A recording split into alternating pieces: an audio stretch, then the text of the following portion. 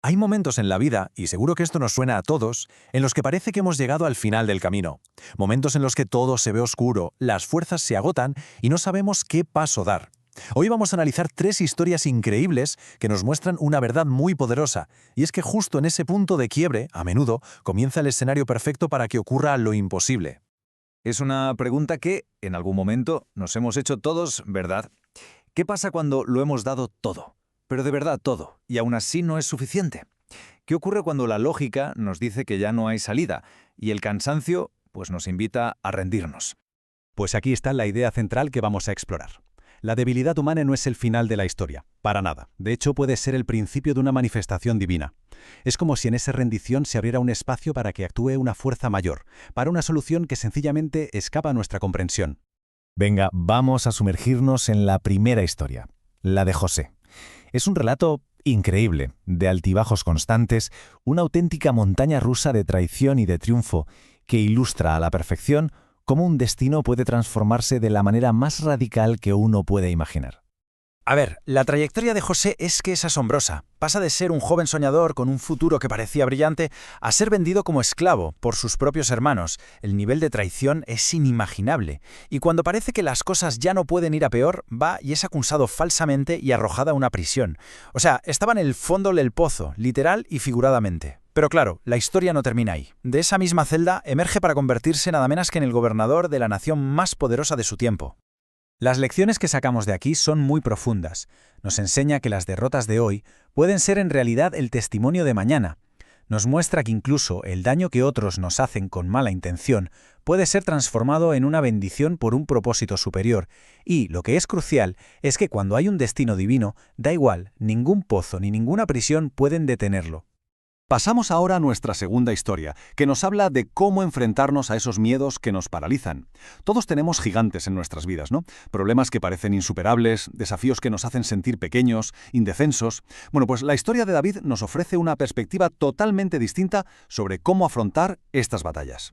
Es que el contraste es impactante. Por un lado tenemos a Goliat, un guerrero gigante, súper experimentado, cubierto de armadura y que confía ciegamente en su propia fuerza. Y por el otro, a David, un chaval, un pastor, sin experiencia militar, cuya única arma visible es una honda, pero cuya verdadera fortaleza reside en su confianza absoluta en Dios. La diferencia de poder, a simple vista, parece abismal. Y todo, se redujo a esto, a una sola piedra. Y esto simboliza algo muy profundo. No se necesita un gran arsenal cuando la fe está de nuestro lado. A veces, eso que parece poquita cosa en nuestras manos es más que suficiente para conseguir victorias extraordinarias.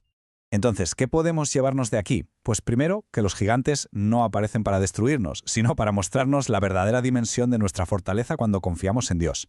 Segundo, que las victorias más importantes no se ganan con la fuerza bruta, sino con fe. Y por último, que lo que parece insignificante a los ojos del mundo puede ser el instrumento elegido para un propósito enorme. Nuestra tercera y última historia se centra en una lucha larga, silenciosa, en ese tipo de sufrimiento que con el paso del tiempo va agotando la esperanza. Es la historia de una mujer anónima cuya fe fue tan determinada que consiguió romper todas las barreras, tanto físicas como sociales, que la oprimían. 12 años. Pensemos en esto un segundo, porque se dice pronto. 12 años. Es más de una década de enfermedad constante, de aislamiento social, de gastar todos sus recursos en médicos sin encontrar una cura. 12 años viendo cómo la esperanza se desvanecía día tras día. La magnitud de su desesperación tenía que ser inmensa.